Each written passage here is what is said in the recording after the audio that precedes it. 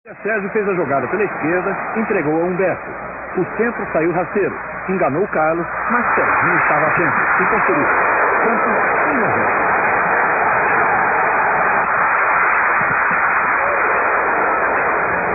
Dedicar essa vitória a Nossa Senhora do Monte Serrate, a padroeira da cidade de Santos. Esta madrugada retiraram a bandeira do Santos do clube do Monte Serrate. E nós, do Santos Futebol Clube, perdoamos aqueles que assim fizeram. Nós oferecemos essa homenagem à nossa Monte Serrate.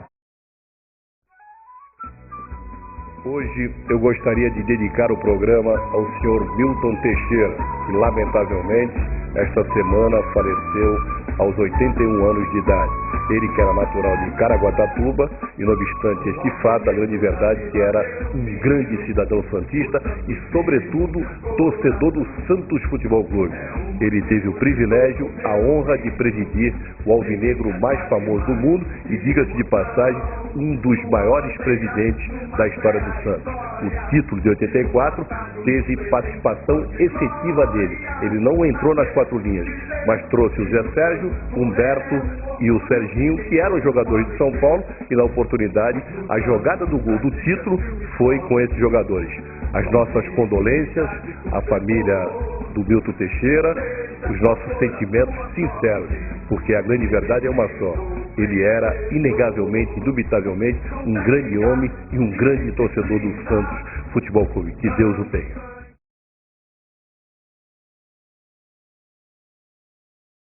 Programa Celeiro de Craques.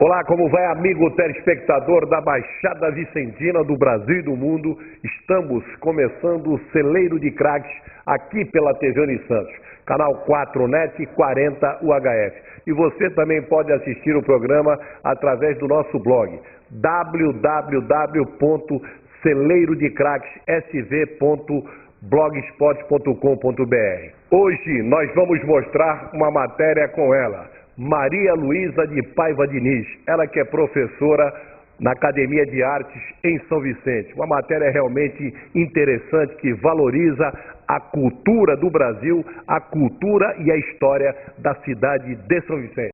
Eu gostaria de parabenizar a torcida Calunga, que nos jogos do Mansueto Perotti, durante todo o campeonato, lota as dependências do Mansueto Perotti. No último domingo, contra a equipe do José Bonifácio, o alvinegro vicentino começou perdendo por 1 a 0, virou com uma jogada simplesmente fantástica do Vagninho. Leandrão foi lá e fez 1 a 1, e depois o Vagninho, que é o craque da equipe do alvinegro vicentino, fez um golaço, matou no peito, bateu de canhota, determinando a primeira vitória do alvinegro vicentino na última fase do certame profissional da segunda divisão. Na quarta-feira, o alvinegro empatou com a Joseense pelo placar de 1 a 1. E sabe de quem foi o gol? Foi dele, Vagninho, que é inegavelmente, indubitavelmente, um grande jogador que eu espero que no próximo ano esteja jogando na primeira divisão do futebol brasileiro.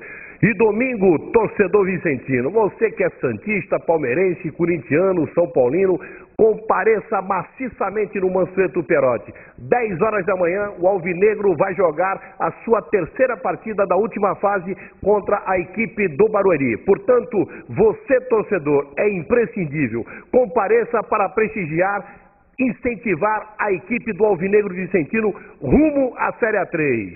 Até eu me lembro muito bem de um certo espelho que falava pelos cotovelos, sabe? Lembra muito bem alguém que eu conheço. Ah, alguém que você conhece? Vovô, Conta essa história, mas antes, quem é que a senhora conhece que fala pelos cotovelos? Ô, Blim Blim, vamos deixar pra lá? Olá, como vai, amigo do Celeiro de Craques? Estamos aqui dentro da Academia de Artes, aqui em São Vicente. E ao meu lado eu estou com a renomada professora de teatro e também poetisa Maria Luísa de Paiva Diniz, que é, inegavelmente, indubitavelmente, uma grande professora, uma grande atriz e também poeta.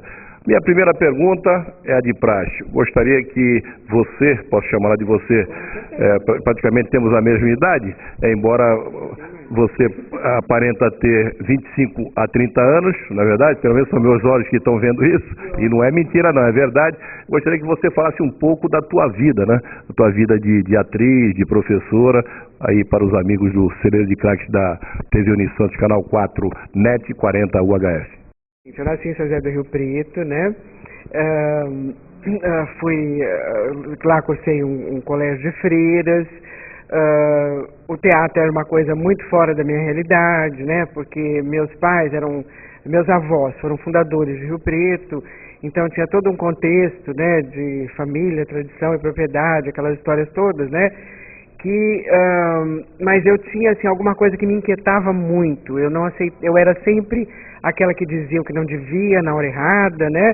E assim, sempre é que estava contestando tudo e não me enquadrava muito naqueles conformes, né? Nessa época havia um preconceito danado com o ator, né? Ele era comparado até, infelizmente, com profissões, com prostituição, que é a profissão mais antiga, né, do mundo. Na verdade, os atores eles eram registrados no Departamento do Trabalho, né, e eram registrados nesse contexto mesmo, como se fossem prostitutas, como se fossem pessoas de mau procedimento, né. Então, imagina a minha família, assim, né, eu pensar nisso, nem pensava, né. O máximo que eu cheguei perto de teatro foi entrei na faculdade de psicologia, que também só comecei e parei, porque depois casei e fiz um curso ao vivo de psicologia, porque o casamento é uma barra, né? Então,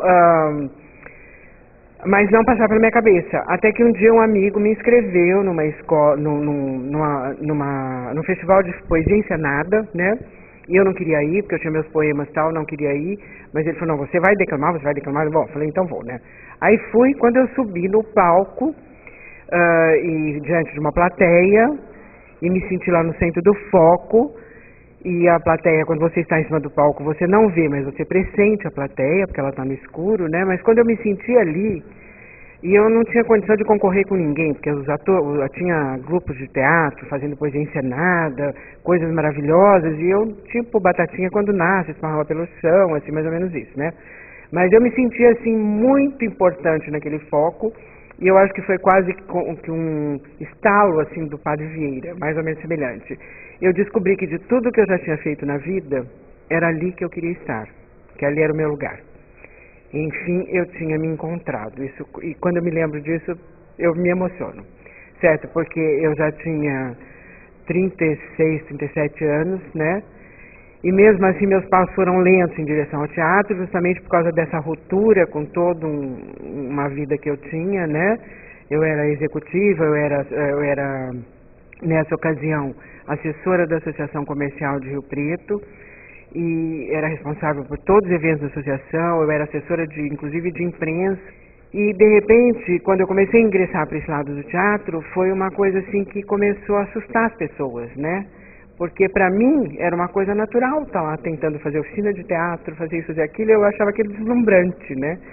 E as pessoas começaram a me encarar de uma forma diferente, eu comecei a ser segregada, deixar de ser convidada para as coisas, de repente eu tinha enlouquecido, coitada, acho que está chegando a menopausa, vai ver que está tendo assim uma crise existencial, mas vai passar, né? Aí quando viram que não passava, aí a coisa ficou séria, né?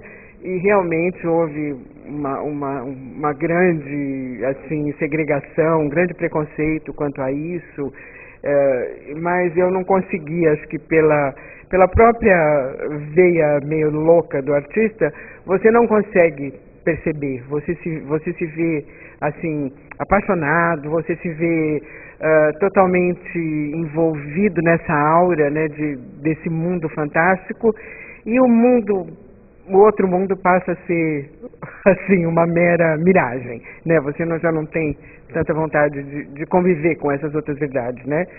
E não consegui resistir, fui abraçando cada vez mais, né? E aí tive alguns diretores, inclusive uma diretora que agora está aí, é uma das curadoras do Mirada, foi uma das primeiras diretoras de teatro minha, né? Que dirigiu um monólogo de poemas meus. Depois teve o Wander Ferreira também, com esse espetáculo. Eu fiz uma temporada no Centro Cultural de São Paulo, que se chamava Mente, Movimento Expressivo Não Tanto Estético. Fiquei 2 meses no Centro Cultural de São Paulo.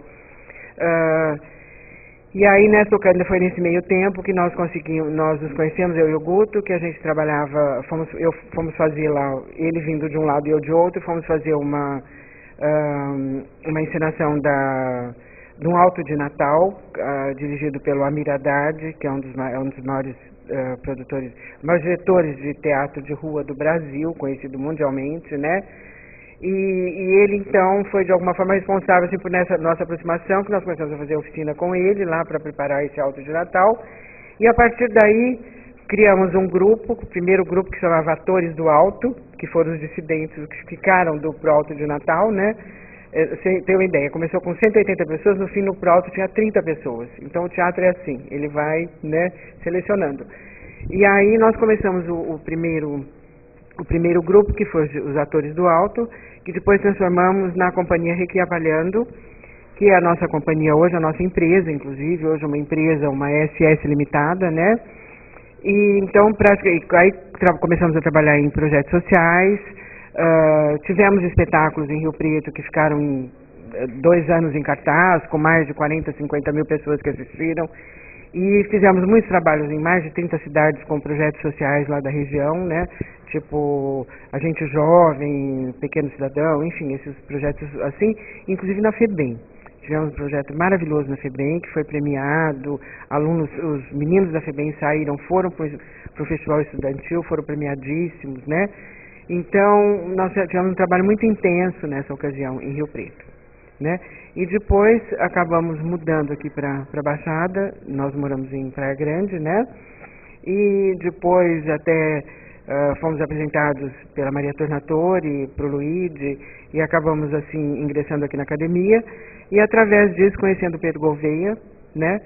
Que era na ocasião secretário de Cultura, e que nos deu a oportunidade de desenvolver o projeto São Vicente em Cena e História, né?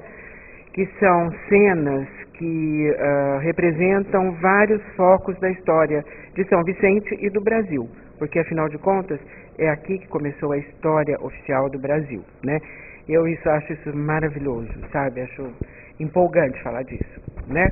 Se bem que Porto Seguro se auto-intitula a primeira cidade, mas uma coisa é certa, outro dia o pessoal do Globo Esporte me entrevistou, eu acabei falando que se o Cabral parou em Porto Seguro, parou para fazer alguma necessidade fisiológica ou engabelar os índios, porque aqui começou a primeira colonização regular do país no ano de 1532, isso é um fato. É um fato.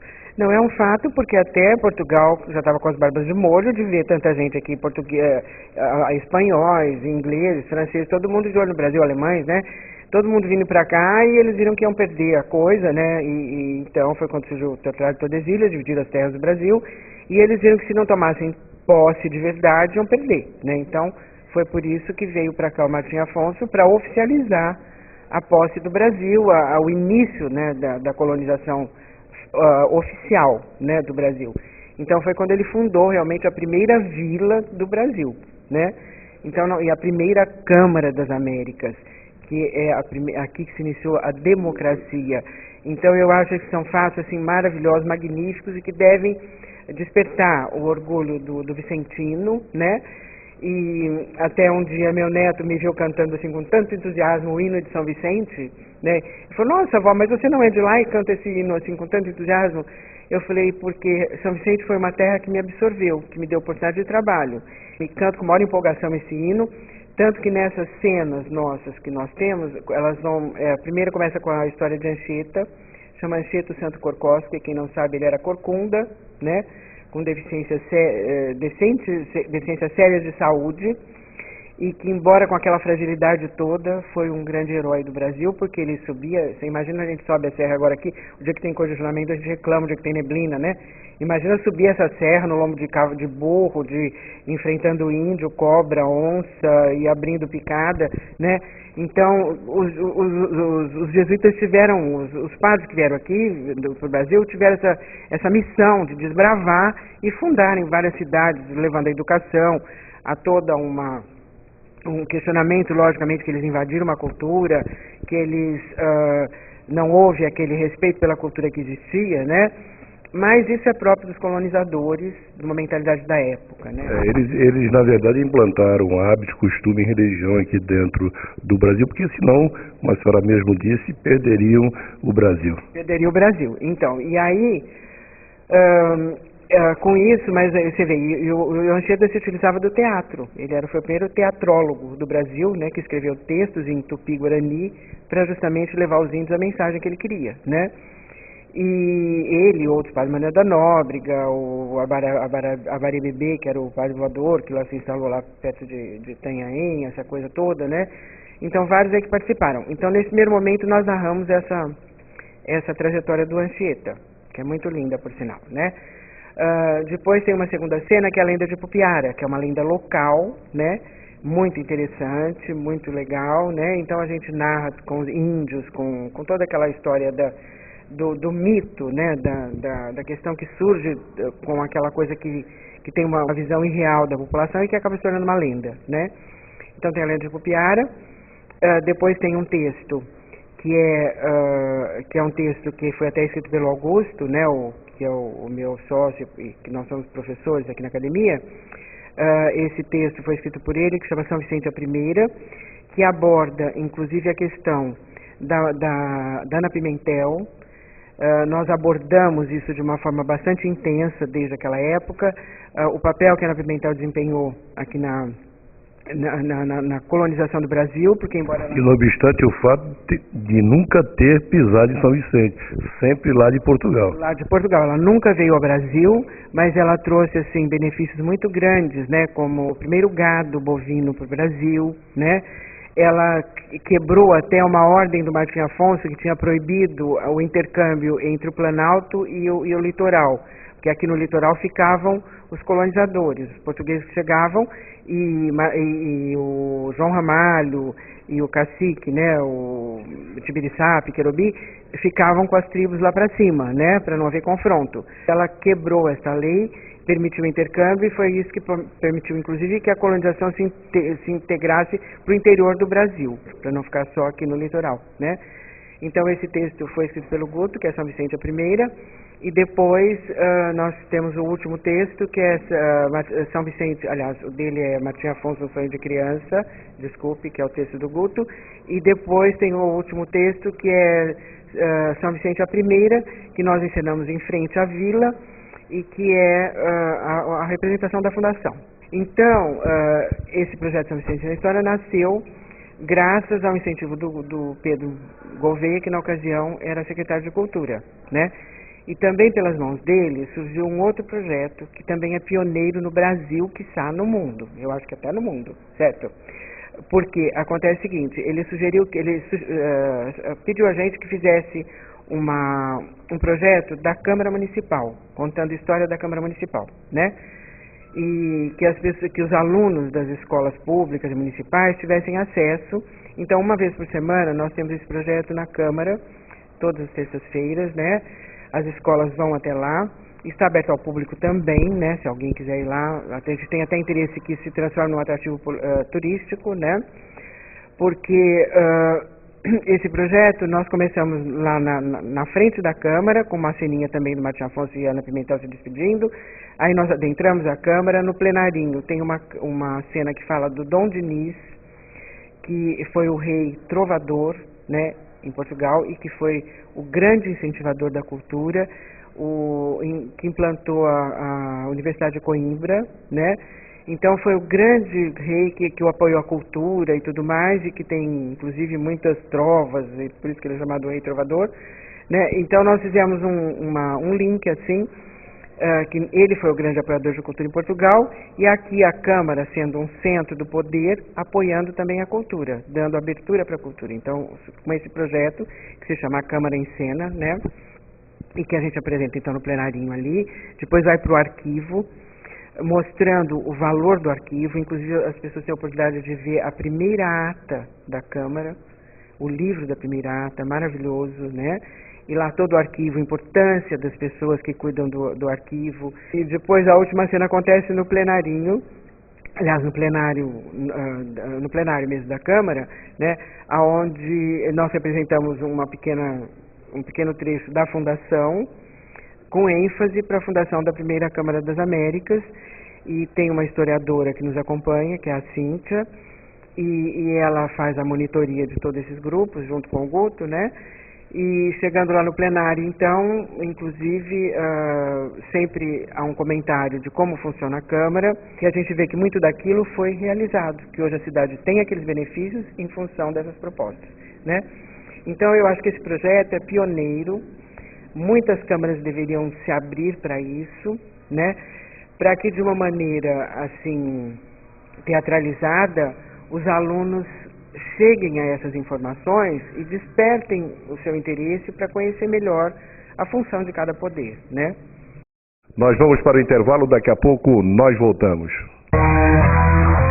No Supermercado Novo Sucesso, você encontra ofertas todos os dias, pão quentinho a toda hora, além de uma grande variedade de doces e bolos, carnes frescas, frutas, verduras e legumes sempre fresquinhos. Aceitamos todos os cartões de crédito e débito. De segunda a sábado, das 6h30 às 20 horas. Domingo, das 7 às 14 horas. Supermercado Novo Sucesso. Rua Professor Antônio Pedro de Jesus, 788, Cidade Náutica.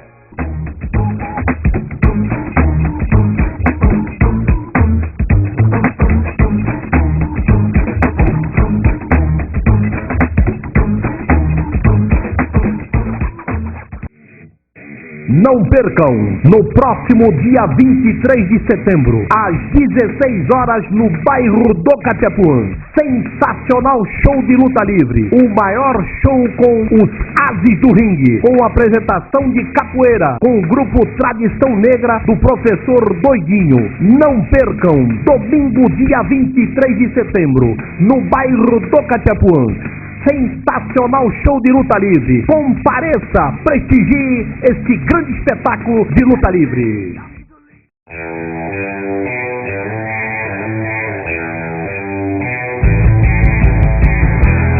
Estamos aqui no restaurante Los Manos, que se localiza na rua Dom Duarte da Costa, 680, esquina com a rua Carijós. Torinho, o que o restaurante Los Manos oferece para o cliente todos os dias?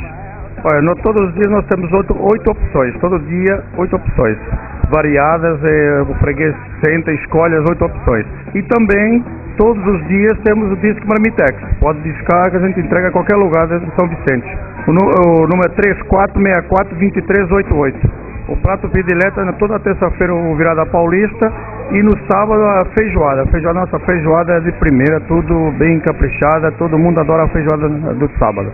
Los Manos, uma casa portuguesa, com certeza.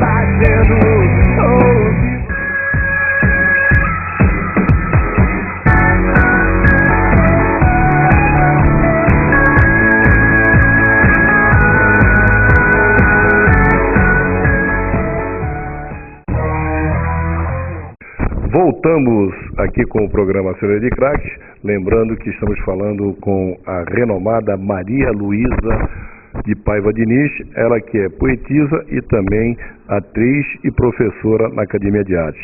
Agora vamos falar um pouco desse projeto em parceria com a TV Primeira, tem a TV Artes, lá tem alguns projetos, conta um pouco a respeito disso.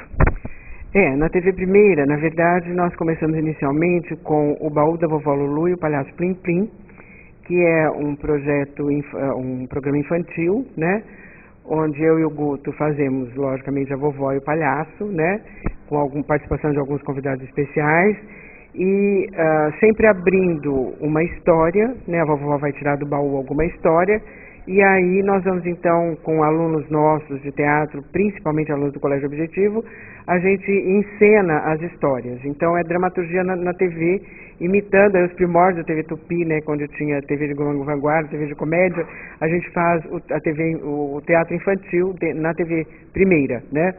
E já gravamos mais de 20 programas, o Casamento da Joaninha, o Casamento da Baratinha, Branca de Neve, e textos inéditos e textos também que fazem parte aí do imaginário infantil, né? Agora, aqui em São Vicente, infelizmente, talvez a estrutura não seja a ideal, mas pelo menos tem aqui a Academia de Artes fazendo esse trabalho. Vocês têm uma TV Primeira e tem uma Rádio Primeira que pega em toda a Baixada. A Rádio Primeira é um canhão. E a TV Primeira é canal fechado, é canal a cabo. Mas é importante que vocês tenham esses dois meios de comunicação. Não seria interessante conversar com o secretário de Cultura, com o próprio prefeito Técio, e fazer minisséries falando a respeito do João Ramalho, da Ana Pimentel, enfim, dos vultos da nossa história. E através do rádio, voltar no passado, radionovela, que era um tremendo sucesso, e eu tenho certeza que o povo iria gostar, porque lamentavelmente o brasileiro, ele não gosta de ler. O brasileiro, ele gosta de ver, de ouvir. E seria muito mais fácil de tentar introduzir na cabeça aqui dos vicentinos, enfim, de todo o povo, até pela internet, para o mundo inteiro, introduzir o interesse pela própria história e pela cultura. Com certeza, eu acho que é um dos nossos sonhos, né? De repente a gente poder ter aí um apoio e estar gravando essas histórias, né?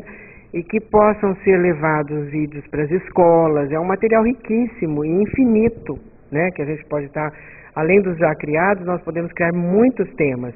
Tem, por exemplo, um tema que nós criamos também, por exemplo, a primeira milícia, foi a primeira guarda municipal do Brasil, né? Que nós apresentamos na abertura de um Congresso Nacional das Guardas Municipais que aconteceu aqui em São Vicente há 2 anos atrás. Então, é infinito. Nós buscamos, cada um propõe um tema da história, nós podemos desenvolver esse tema, dando realce para esses vultos da história e tornando de uma forma agradável para que os alunos se interessem, porque hoje o aluno é ligado em quê? Em telinha, né? No computador, isso pode estar num blog, pode estar, enfim, em 1000 coisas divulgando a história e fazendo as pessoas se interessarem por isso. A senhora rompeu lá em São José do Rio Preto, rompeu uma situação de família tradicional, de cargos importantes para se dedicar ao teatro. Valeu a pena? Olha, valeu, porque se alguém me propusesse voltar de novo a ser aquela pessoa, eu não conseguiria. Eu acho que não há caminho de volta para quem toma essa picadinha desse veneno que é o teatro. Não há como perder essa liberdade de ser que o teatro nos dá. Tá certo. Falamos aqui com a Maria Luísa de Paiva Diniz, que é inegavelmente, indubitavelmente uma grande pessoa e valoriza a arte, valoriza o teatro aqui na primeira cidade do Brasil. Limpou outra vez, Humberto escapa, rolou para Humberto, desceu, preparou o cruzado, levantou para a boca do gol, Ciruri no mar, Ciruri sozinho, e que gol!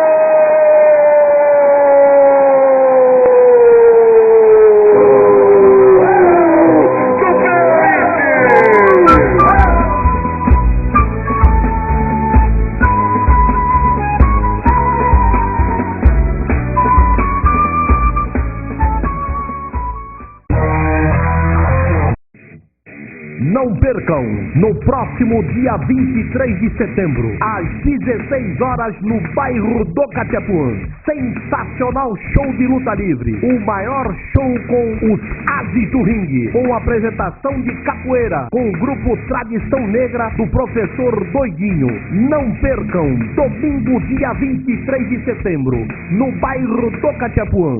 Sensacional show de luta livre. Compareça, prestigie este grande espetáculo de luta livre. Programa Celeiro de Craques.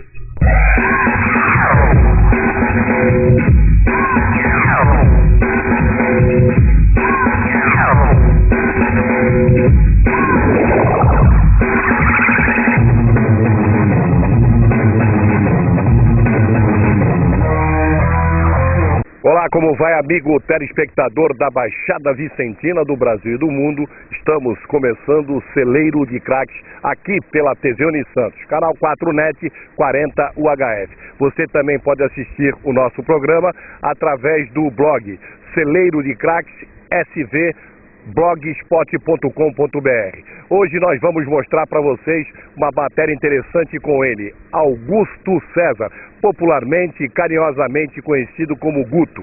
Ele que é professor, autor e ator de teatro na Academia de Artes de São Vicente, que se localiza na rua João Ramalho 988, no centro de São Vicente, que inclusive é mantido pela Prefeitura Municipal de São Vicente.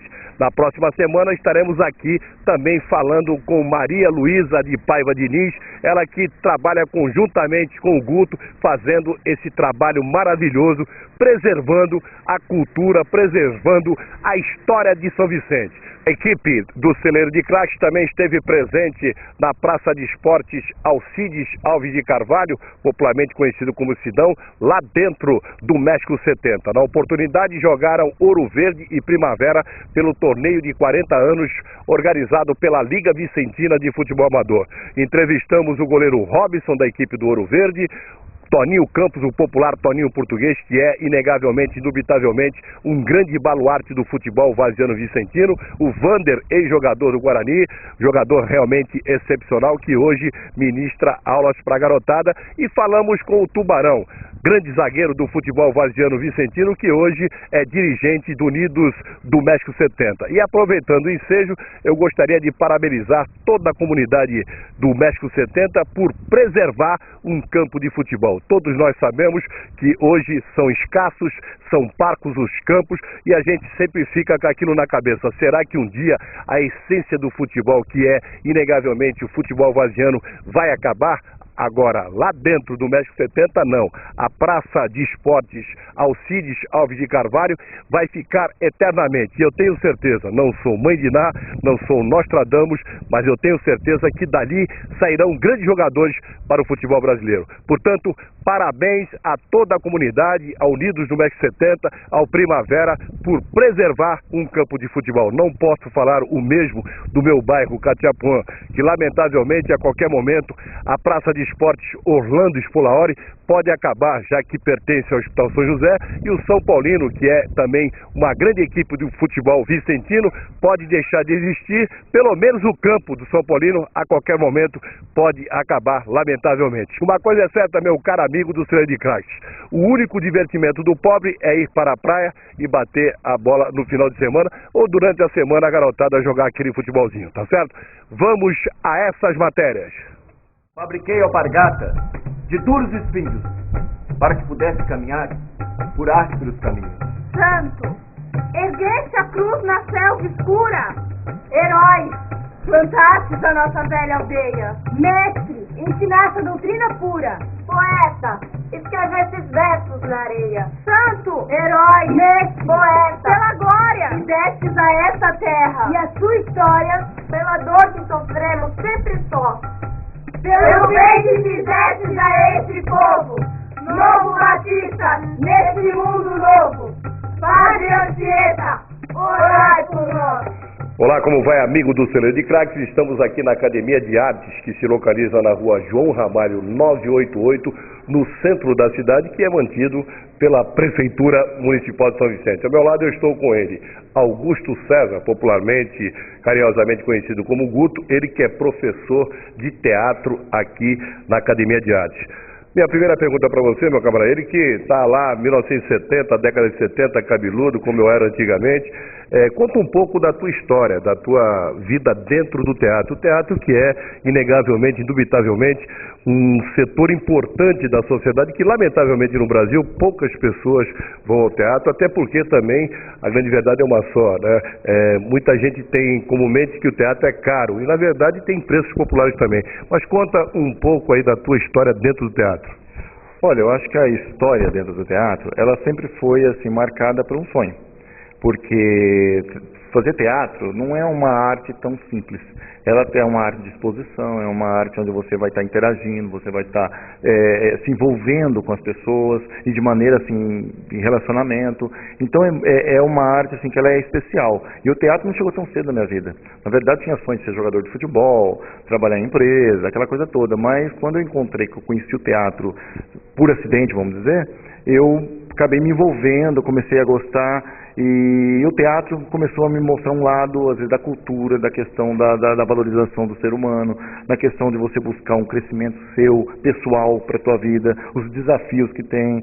E aí, o que aconteceu? Eu comecei a me envolver em cursos. Eu sou da região de São José do Rio Preto, tem uma tradição grande em teatro. Lá tem o Festival Internacional, que é um dos maiores festivais do Brasil, né? Tem um festival lá. E lá que eu comecei a fazer as oficinas de teatro. E comecei a ver que eu não era só como ator. Eu comecei a ver que eu tinha uma facilidade para ensinar, uma facilidade para estar se integrando, para estar desenvolvendo oficinas. Então eu comecei a desenvolver oficina lá. E aí comecei a trabalhar de projetos, de grupos de teatro, né? E em São José do Rio Preto fizemos um trabalho muito bom, que até montei o grupo que foi Criapalhando, junto com a Maria Luísa. E a partir dali comecei a desenvolver o trabalho da oficina de teatro. Fui buscar, estudei bastante, porque a gente fala fazer teatro, acho que é só subir no palco, né? Então estudei, busquei informações, fiz vários cursos, né? A minha formação foi dentro do teatro amador. Aonde que é a formação dentro do teatro amador? Você trabalha, você tem um tempo dentro do teatro amador, e aí você vai em São Paulo e presta uma banca. E lá, para prestar banca, você vai passar por uns jurados, uma banca de jurados. São 3 etapas. Uma teórica, depois 2 práticas. E aí você passa, na PUC, depois foi no Teatro Ruth Escobar, e na última fase acho que foi no Stella Helena. E aí você é aprovado, você tem que ter o DRT. Foi assim que eu tirei meu DRT como ator, sou um ator profissional, né? Mas desenvolvendo trabalho de oficina. É como se fosse um TCC, tese de conclusão de curso. É porque assim, né? Porque o teatro, a profissionalização dele foi a partir de 78. Então qualquer pessoa falava fazer teatro. Então aí o sindicato, a SATED no caso, ela começou a agir a partir de 78. Então qualquer pessoa que tinha feito teatro antes de 78 já teria o DRT na mão, sem problema. Agora outras pessoas teriam de ou fazer uma faculdade, ou curso profissionalizante, ou ele pegar e fazer pela banca. Fazer pela banca o quê? Comprovar trabalhos e passar por essa banca de jurados, que são profissionais com mais de 10 anos, que vão estar avaliando se essa pessoa pode ser um profissional na área. Então a passagem pelo teatro foi a partir daí, né? Então passei por essa banca, passei por esse trabalho, comecei a desenvolver o trabalho de oficina. Aí nas oficinas é que eu me apaixonei mesmo, que foi a questão do desafio de você aprender, você vê uma pessoa às vezes que chega sem a cabeça baixa e de repente a pessoa sai declamando um poema ou falando um texto. Então me apaixonei por essa parte no teatro, então fui me especializar, fazendo vários cursos, comecei a escrever para teatro, sou roteirista de textos teatrais, sou premiado também nessa área, né? E aí foi desenvolvendo a carreira como ator, autor e diretor de teatro, né? Foi o primeiro passo que eu tive. Quais foram os prêmios que você ganhou? Eu ganhei prêmio de espetáculos, né? De direção, também como autor, né? Em festivais. Tem os festivais aqui em Santos, em Rio Preto também participei. Sempre eu me interessei por trabalho prático. Você começa uma oficina de teatro, começa a interagir com os atores, claro, passa a técnica de teatro, todo o procedimento que a gente tem para montar um trabalho, mas logo você coloca na prática.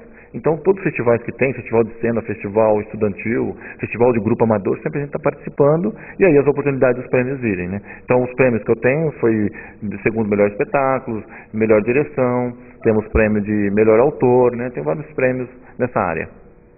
Agora, você também parece que dá aula no Colégio Objetivo e lá faz parte do currículo do colégio o teatro, porque você disse agora há pouco, a pessoa muitas vezes chega aqui inibida, introvertida e passa a ter uma expressão melhor, passa a se relacionar melhor. Então é importante ter aula de teatro. Eu acho que isso deveria ir também para o colégio estadual, né?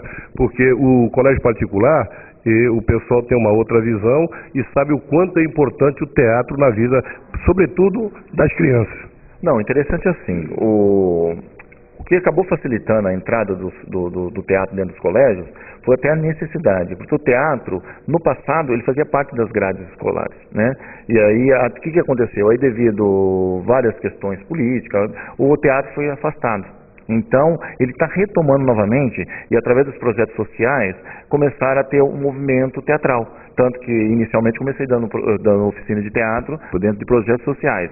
E aí, o que acontece? As escolas começaram a aderirem, porque o teatro ele traz essa coisa para o aluno da tirar às vezes a timidez, o aluno ele interagir melhor com os colegas e de uma maneira mais livre, porque dentro de uma atividade curricular ele não tem esse tempo a ser trabalhado, e numa atividade extracurricular e principalmente o teatro, você trabalha com aquela folga do aluno. com aquela liberdade do aluno. Então a interação, a integração, né? Você trabalha a questão do aluno se doar para o outro, porque dentro do teatro você não faz trabalho sozinho. Até um monólogo você tem uma equipe, não tem como. Então isso tudo trouxe ganho para as escolas. Então as escolas começaram a investir e há bastante tempo já vem fazendo isso. As escolas municipais agora estão começando a aderir também. Uma dificuldade maior porque a dificuldade de pagar o profissional. Já a escola particular tem essa facilidade porque acaba entrando na grade curricular da escola, extracurricular. E então o pagamento é o que dificultou o teatro, o retorno nas escolas municipais. Mas está retornando, porque é uma atividade que inicialmente ela dá trabalho, porque o teatro ele mexe com comportamento, ele mexe com um monte de atividades que a escola às vezes não está preparada. Então ela tem de ter uma consciência, saber de uma flexibilidade para ter essa atividade dentro da escola. Mas quando tem, o resultado é positivo. O importante é ter profissionais, né? Ter ator profissional dando aula de teatro. Eu espero que não aconteça igual no jornalismo, que lamentavelmente hoje não tem a obrigatoriedade do diploma.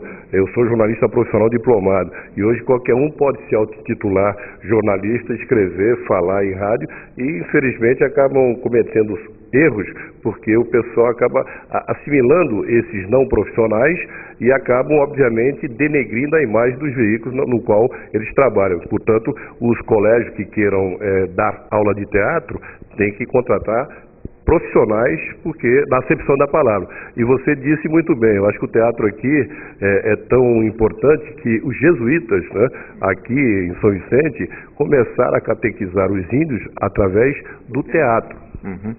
Porque o teatro ele é uma arte que ele tem uma função de desafiar e ao mesmo tempo ele tem uma função de integração. Se for ver pela história, quando você fala da mitologia, o que acontecia na época dos grandes filósofos? Os filósofos eles são pessoas com uma capacidade incrível, só que eles tinham uma dificuldade de chegar nas pessoas, porque as pessoas, de uma certa forma, eram mais limitadas em questão de conhecimento. Então, ficava os filósofos de um lado com a sabedoria e as pessoas do outro lado não tinham aquele elo. O que integrou a aproximação deles? Foi o teatro. Foi através do teatro que começou a passar mensagem, aquilo que era dito de uma forma filosófica começou a ser falado de uma maneira prática, então começou a ter uma aproximação através do teatro, que é, a gente fala assim, a arte do acerto e do erro. Então o teatro ele tem essa flexibilidade. Agora falando que você falou em relação de teatro nas escolas, é um pouco complicado. Porque a pessoa que vai dar aula de teatro numa escola, ele não pode só ser apenas uma pessoa de teatro. Por quê? Porque o teatro é uma arte. E a escola ela tem esse lado pedagógico. Então você de repente vai chegar lá, vamos montar um espetáculo. Você pega um aluno de 7º ano e pega um texto de um Plínio Marcos, você está fazendo um serviço à escola. Porque um texto do Plínio Marcos tem que ter uma consciência, você não vai colocar uma menina, uma jovem de 11, 12, 13 anos para falar de uma prostituta. Quer dizer, ela não tem esse preparo, essa estrutura para estar fazendo um personagem desse. Então o cara chega lá na escola, vamos montar o Plínio Marcos, que é um autor conhecido, o Nelson Rodrigues, vamos montar. Não é por aí. Todo trabalho tem que ser um processo educativo, tem aquela questão da interação, tem que saber aquele aluno, qual é o preparo dele para a proposta. Então, dentro da escola, o trabalho do teatro ele tem de iniciar arte e educação. Aí o processo vai levando para montar de um espetáculo e aí você fazer uma direção. Né? Então, às vezes, você vê muito deturbado esse sentido de vou dar aula de teatro em escola. Não é simples assim. Você tem de ter, porque a escola existe a questão de metodologia. A pedagogia ela é importante. Então, a gente fala, vai dar aula de teatro, você tem que ter noção que para a escola não é você pegar e vou montar o texto do Plínio Marcos dentro de um colégio para alunos de nono ano ou do primeiro colegial. Eu acredito que o teatro e o futebol tem alguma coisa em comum. Por exemplo, um teatro você vai encenar uma peça lá no teatro, de repente tem 10 pessoas. Você tem que fazer com o mesmo amor, o mesmo carinho, a mesma capacidade de representar, como se estivesse lotado, assim como no futebol. Jogar no Maracanã com 100 mil pessoas, jogar no Maracanã com 10 pessoas, o objetivo é fazer os gols. E no teatro também o objetivo é representar bem, né? Você já teve esse tipo de acontecimento? De repente entrar num palco, num teatro praticamente vazio e lotado. Existe essa diferença, não? Olha, existe, mas é interessante assim, que das tuas experiências de teatro, você pode acontecer assim, de você ir realmente com aquela expectativa de uma apresentação e chegar a encontrar um palco vazio, uma plateia vazia e com poucas pessoas, mas realmente você foi muito feliz na sua colocação, não importa, você está ali para fazer o trabalho, você não pode pegar e, tem 3, 4 pessoas, vão apresentar de qualquer jeito, não é por aí. E mesma coisa eu acredito também, ao contrário, quando você vai para uma apresentação que você não tem expectativa e quando você está lotado. O teatro de rua dá muito isso aí, porque às vezes você está num ponto e tem de fazer uma apresentação, você vê assim 4, 5 gatos pingados, quando você inicia a apresentação. Quando você está no meio da apresentação, você olha, está lotado em sua volta, né? Então você tem inicialmente uma frustraçãozinha quando você vai apresentar e tem poucas pessoas, mas você não pode deixar que essa frustraçãozinha faça você fazer uma apresentação pequena. Você tende a retomar aquilo ali, fortalecer e fazer o trabalho de uma forma interessante. Uma coisa importante que você falou do futebol, eu adoro futebol, sou apaixonado. Qual time que você torce? Eu torço pro time o mais amado do Brasil, o Corinthians, né? Que é mais amado assim, aqueles que não amam odeiam do mesmo grau do amor, então é mais amado, né? Eu sou um deles. Você é um deles? Beleza. Então, sou corintiano, né? Gosto muito de assistir futebol. Nasceu em Santos? Não, eu nasci no interior, sou São José do Rio Preto, né? Lá tem o América, o Capetinha, o Vermelhinho hoje está lá na 15ª divisão, mas já foi time de dar trabalho pro Santos de Pelé já, né? Então, mas hoje infelizmente o futebol do interior também, trabalhei em rádio esportiva também, fui operador de som de rádio, na época que o Edilson estava surgindo no futebol, ele começou no Tanabi, fala no Guarani, mas ele começou lá no Tanabi. Agora aqui na Academia de Artes tem várias oficinas, mas conversando com Danilo César e com Douglas Ribeiro, que são coreógrafos, eles enfatizaram que na época em que o Pedro Gouveia era secretário de Cultura, houve um apoio maior, um apoio irrestrito aqui na Academia de Artes. Isso é fato? Olha, o Pedro, ele é uma pessoa, hoje um vereador, né? Ele tem uma sensibilidade artística, isso é muito bom, porque às vezes a gente trabalha com pessoas públicas e eles não têm essa visão para a arte, às vezes nem entende da arte. Então você vai conversar com um vereador, você vai conversar com um secretário, às vezes você tem uma dificuldade de expressar a importância que a arte tem dentro de um órgão público, e o Pedro ele tem uma sensibilidade para perceber, ele tem uma sensibilidade para respeitar o profissional. Ele tem uma coisa, o que ele fala em relação a desenvolver, a fazer, ele cumpre. Ou se ele não pode fazer, ele fala, olha, Augusto, não dá, não tem jeito, tal. Ele tem uma maneira franca de comportar, de ser, que isso facilita o empenho e um amor pela cultura. Então ele é uma pessoa muito ligado, tanto é que quando ele era secretário de Cultura, ele via os projetinhos, a encenação, ele falou, precisamos criar alguma coisa paralela, porque a encenação ela apresenta em janeiro, nós precisamos desenvolver alguma coisa que possa continuar apresentando as histórias nas escolas, nos pontos turísticos, pequenas cenas. Como a gente tinha oficina aqui, acabamos integrando a oficina atores de 8 a 80 anos para participar do projeto São Vicente Encena a História, que depois a professora Maria Luísa vai poder falar mais da parte histórica do projeto, do desenvolvimento, e ele como secretário deu muito apoio na época, e o projeto está aí até hoje, e ele ainda, hoje não secretário, mas acompanha, dá o que ele pode fazer, ele dá o maior apoio. Quer dizer, o Pedro ele é diferenciado, ele é uma pessoa que a gente fala não é porque é o Pedro Gouveia, é porque está aí o trabalho, a gente vê a maneira dele se posicionar, a maneira dele valorizar os trabalhos, certo? Tanto o meu quanto a Maria Luísa. Então, sobretudo os profissionais que trabalham aqui na Academia de Artes. Justamente aí que eu ia falar. Porque que acontece? Não é só o fato de estar acontecendo a oficina, mas saber as pessoas que estão desenvolvendo o trabalho, dar o apoio quando precisa, porque o que acontece? O professor ele está aqui desenvolvendo o trabalho, só que não é só da oficina. A gente sai para apresentar, vamos apresentar em vários espaços. Esse projeto São Vicente Encena a História, por 3 a 4 anos, ele participava dos grandes eventos da cidade, dos grandes fóruns, dos grandes congressos, e é muito importante a pessoa, um comandante, um coordenador, ele ter essa visão de estar dando esse apoio. Se você uma condução, uma questão, às vezes você conseguir, questão de figurinos da encenação, que é pública, e você precisa se negociar para você poder estar utilizando os figurinos.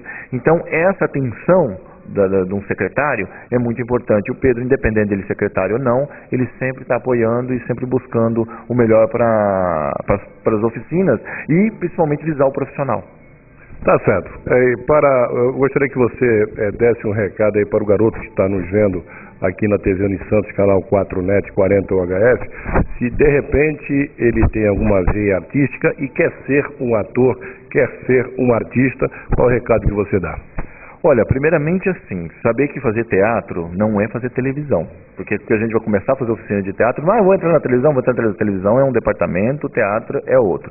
Mas é uma escola para você aprender a ser humano, a aprender a lidar com as pessoas, aprender a se comunicar, aprender a falar, aprender a interagir com as pessoas que estão em volta de você, a se interessar pela cultura do seu local, que é muito importante. E mais, de repente não, eu tenho um sonho, quero ser um artista. Vai fazer teatro. O teatro é uma... Você tem uma escola que vai te ensinar a ser um ator, é o teatro. Então, as oficinas aqui da academia estão abertas, sempre, nunca fecha as oficinas.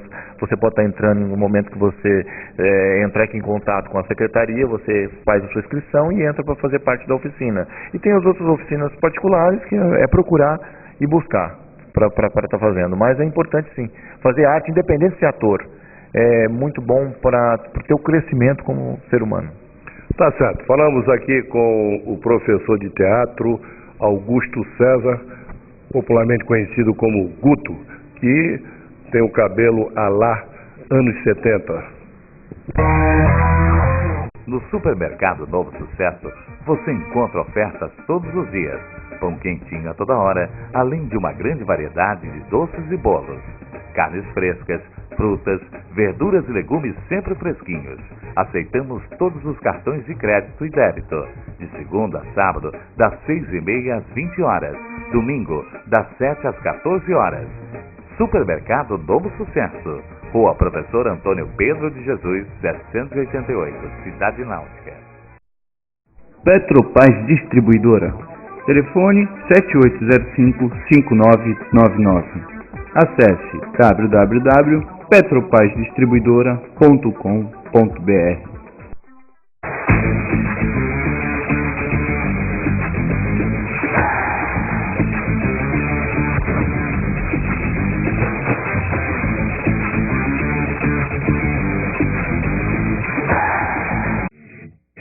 Não percam, no próximo dia 23 de setembro, às 16 horas, no bairro do Catepuã, sensacional show de luta livre. O maior show com os Ases do Ringue, com apresentação de capoeira, com o grupo Tradição Negra do professor Doidinho. Não percam, domingo, dia 23 de setembro, no bairro do Catepuã. Sensacional show de luta livre. Compareça, prestigie este grande espetáculo de luta livre.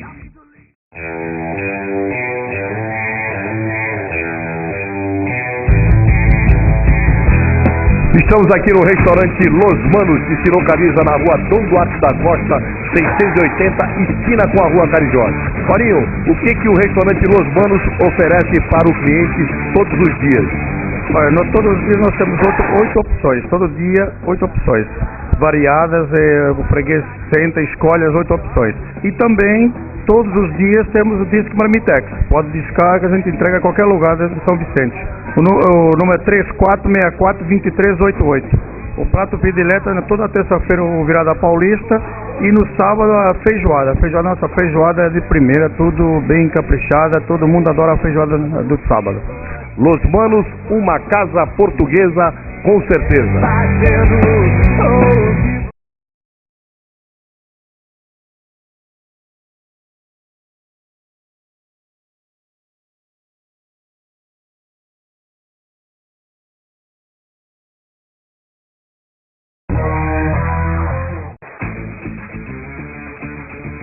Estivemos presentes na comunidade do México 70 e na oportunidade conversamos com o grande zagueiro Tubarão, que atualmente é dirigente do Grêmio Unidos do México 70. E ele falou para o celeiro de craques da dificuldade da diretoria do México 70 para preservar essa área de lazer, aliás, a única área de lazer ali da comunidade, preservando, portanto, a Praça de Esportes Alcides Alves de Carvalho.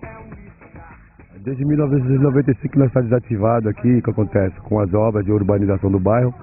E o CDH se pontificou a deixar no campo que já existia aqui dentro da comunidade.